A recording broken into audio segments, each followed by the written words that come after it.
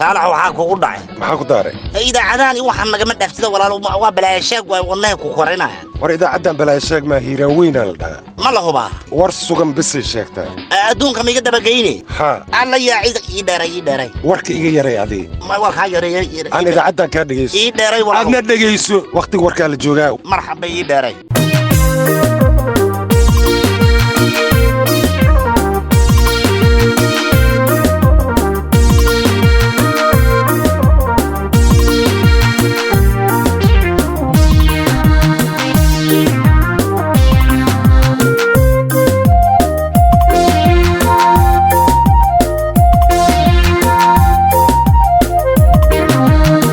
kulanti wacan wanaagsan dhageystayaal meel walba joogtaan ku soo dhawaada warka habeen ee warbaahinta Hiiraan qodobada ugu door karona warkeena caawa waxa ka mid noqonaya dawladaha Soomaaliya iyo Turkiga oo dardar gelinaya iskaashiga waqafta kadib kulan heer sare ah oo ka dhacay Ankara dawladda federaalka Soomaaliya oo dartay laba tartame oo caalami ah oo Quraanka Kariimka ugu qayb galay Sacuudi Carabiya cabsi xoogan oo ku wajahan Soomaalida ku nool dalka Koonfur Afrika wafdi sare oo ka socda Mareykanka oo gaaray magaalada Kismaayo dibadana waxaad ku maqli doontaan warkeena habeen Sacuudi Carabiya iyo Turkiga iyo Pakistan oo kala saxiixday heshiis difaac oo wadajira soo gudbinta warkan waxa ay suura galiyay shirkadda isgaarsiinta Somtel waa shirkadda ugu wanaagsan shirkadaha Soomaalida ku hadal iyo internetba isku soo laabasho wanaagsan dhageystayaal waa habeenimo Jimcaha ay Sabti Sabti ay soo galayso taariikhdu waxay ku aasaysan tahay 7 bisha 8 2016 waxa warka habeeninta hawada ku jira caawid la socodsiin doona dhageystayaal anigoo Ismaaciil Abdulqaadir Axmed hadii aynu ku bilaawno wafdi sare oo ka socda Mareykanka oo gaaray magaalada Kismaayo sida faahfaahinta warkan ugu soo jeedinaya Cali Aadan Cumar taliyaha howlgallada gaarka ah ee taliska ciidamada Mareykanka ee Afrika ayaa booqashadii uu ku marayay dawlad goboleedyada dalka waxa uu maanta ku gaaray maamulka Jubbaland gaar ahaan magaalada Kismaayo ee xarunta maamulka Jubbaland agagaarka garoonka diyaaradaha xeray ciidamada danab ee ku leeyeen waxa uu kula kulmay madaxweynaha maamulka Jubbaland Axmed Maxamed Islaam Axmed Madoobe halkaasina waxa uu kala hadlay howlgallo ka dhan ah kooxda Al-Shabaab dhawaanayeed markii taliyaha taliska ciidamada Mareykanka ee Afrika uu magaalada Boosaaso si degdeg ah ugu yeeray madaxweynaha maamulka Puntland Saciid Cabdullaahi Dani oo magaalada Garowe ee xarunta gobolka Nugaal ee caasimadda maamulka Puntland isagoo ka qayb galaya aasaaska sanad guuradii ka soo wareegatay maamulka Puntland xalfad uu ka jeedin lahaa magaaladaasi oo u baajiyay isagoo si degdeg ah magaalada Boosaaso ee xarunta ganacsiga maamulka Puntland ku gaaray si uu halkaas ugu kulmo taliyaha ciidamada Mareykanka ama taliska ciidamada Mareykanka ee Afrika وفودان كسعة أمريكان كا يا سفرة كلا دوان وعيكم مريان مقالة هرجيسة عاصمة مملكة الشمالي لان مقالة بوساس ومملكة بنتلان مقالة كسمايو حرنت مملكة جبلان وعونا وفود كلا دوان أو أمريكان كودري مملكة أشياء كبحنيان waxayna kala hadlayaan khilaafka kala dhexeeya dawladda federaalka Soomaaliya Mareykanka ayaa cadaadis saaraya madaxda markaasi Jubbaland iyo Puntland waxayna kala hadlayaan sidii ay markale u tagi lahaayeen magaalada caasimadda ee Muqdisho halkaas oo lagu wado in markaas uu ka dhaco wajigii labaad ee wadahadalada dawladda federaalka Soomaaliya iyo xubnaha siyaasiyiinta mucaaradka warka soo baxay madaxtooyada maamulka Jubbaland ayaa lagu sheegay in maanta taliyaha taliska ciidamada Mareykanka ee Afrika oo soo gaaray magaalada Kismaayo ee xarunta maamulka Jubbaland oo la kulmay Axmed Maxamed Islaam Axmed Madoobe madaxweynaha maamulka Jubbaland iyo ku-xigeenadiisa waxayna wafdiga Mareykanku ay kala hadleen madaxweynaha maamulka Jubbaland dardargelinta howlaha ka dhana kooxda Al-Shabaab Mareykanka waqtiyo kala duwan markaasi waa safar kala duwan ay ku bixinayaan maamulada Jubbaland Puntland iyo sidoo kale Hargeysa waxaana markaasi uu ku cadaadinaya madaxdooda in markaasi khilaaf kala dhexeeyo dawladda federaalka Soomaaliya ay kala hadlaan waxaana Mareykanka mudooyinka u dambeeyay oo waday wadahadalo ku dhaxdhaadinaya dawladda federaalka Soomaaliya xubnaha siyaasiyiinta mucaaradka iyadoo horey u fashilmeen wajigii koobaad oo Turkiga garwadeen oo ka ahaa cabsi xoogan oo soo wajahday Soomaalida ku nool dalka South Africa sida faahfaahinta warkan ugu soo jeedinaya Cabdimaajid Cabdiraxmaan cabsida ka dhanka ah nafta iyo hantida Soomaalida ku nool dalkaasi Koonfur Afrika ayaa sii kordhaysa kadib markii mid ka mid ah goobaha ganacsiga ay leeyihiin muwaadiniinta Soomaaliyeed lagu boobay rabshado ay sameeyeen dad dibadbaxyaal ah oo ka cabanaya joogitaanka ajaanibta dalkaasi muuqaalo lagu baahiyey baraha bulshada ayaa muujinaya dad gudaha u galay goob ganacsi oo ay Soomaalidu leedahay kadib boob badeecooyin ah iyo hanti kale. Wararka ayaa sidoo kale sheegaya in ciidamada ammaanka aysan tallaabo muuqata ka qaadin dadka ku lugta lahaa dhicitaankaasi. Degmada Indiana iyo Kaumashua ee duleedka magaalada Durban ee gobolka KwaZulu-Natal ayaa ka mid ah meelaha sida weyn ay ugu taagan tahay cabsida laga qabo rabshadaha. Ganacsatada Soomaaliyeed ayaana lagu soo waramayaa in albaabada ay u xireen dukaamadooda iyagoona isku dayaya inay ilaashadaan naftooda iyo hantidooda. Rabshadaha ka socda Koonfur Afrika ayaa mararka qaarkood isku bedela weerar lagu beegsanayo ajaanibta iyadoona Soomaalidu ay ka mid yihiin dadka sida weyn ugu dhex muuqda ganacsiga yaryar iyo kuwa dhexdhexaadka ah ee dalkaasi.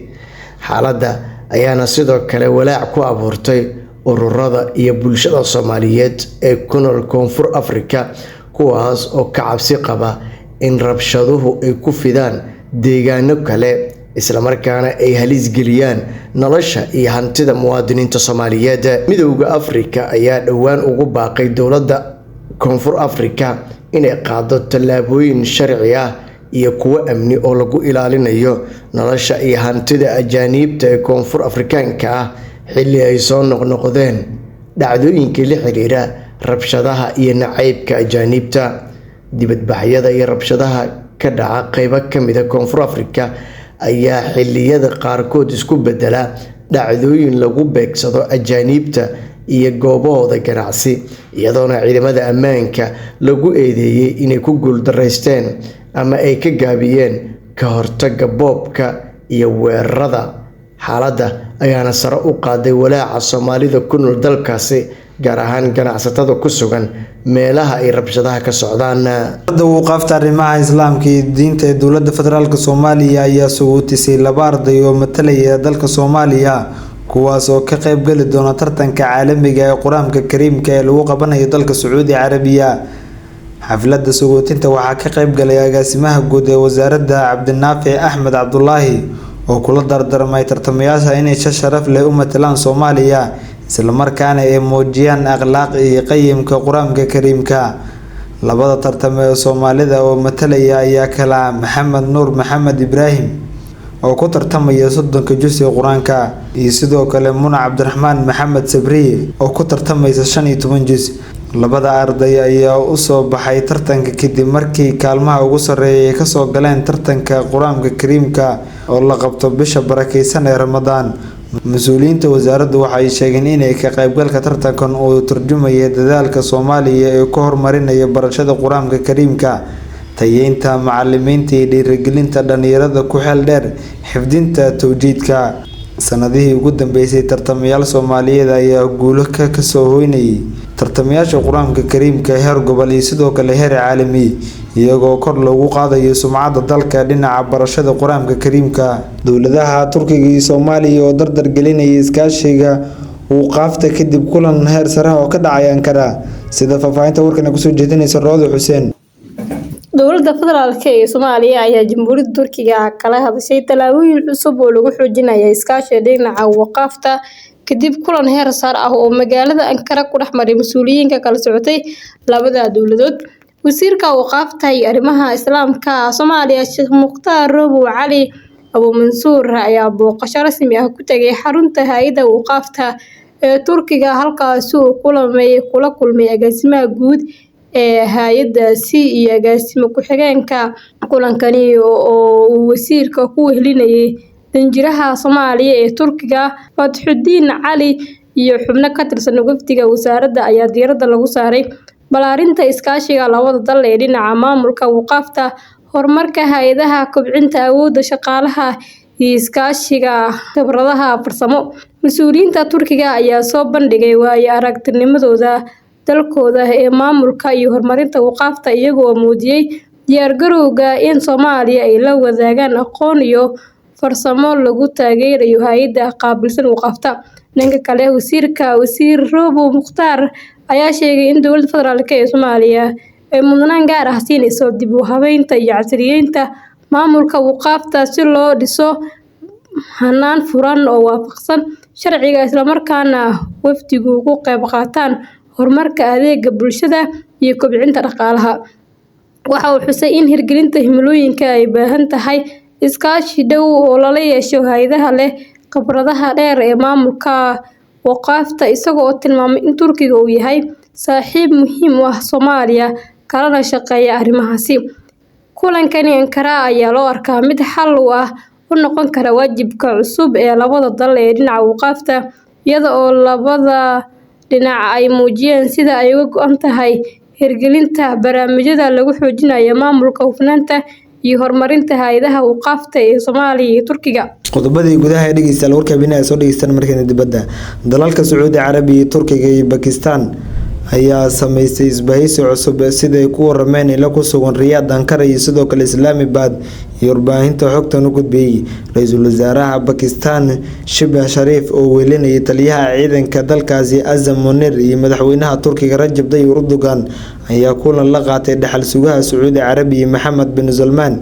kadib saxiix heshiiskan ayaa muddo sanado ah heerba soo gaaray iyadoo ugu dambeyn qalinka lagu duugay, waxaana indhaha ku haya dalal badan isbahaysigan saameyn taban iyo mid toganba ee ku yeelan karta. Sacuudi Carabiya waxa uu ka mid yahay dalalka Carbeed ee shidaalka dhoofiya isla markaana saaxiib la ah Mareykanka, iyadoo dhowaan Washington ay si cad u sheegtay inuu heshiiska u oggolaaday inay sameysato hubka nooca loo yaqaan nuclear-ka. Turkiga waa xubin ka tirsan isbahaysiga NATO, waxa uu sanadihii ugu dambeysay oo kaalin firfircoon leh oo ka qaatay horumarka dhinaca militariga, wax soo saarka iyo siyaasadda, iyadoo Ankara ay xoojisay isbahaysiga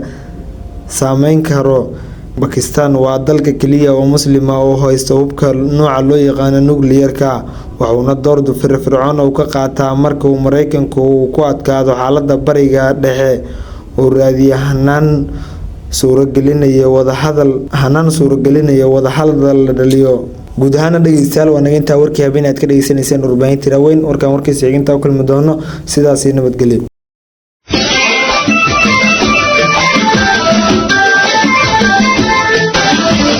wararkii ugu dambeeyay ee ka dhaca gudaha dalka iyo dibadda ka dhageyso idaacadda Hiranweyn. haddii ay ku dhaafaan waxa aad dib kaga daaraca kartaa iyagoo maqal iyo qoraal ah website-ka iyaga oo ah www.hiranweyn.com ama hiranweyn.net. Radio Hiranweyn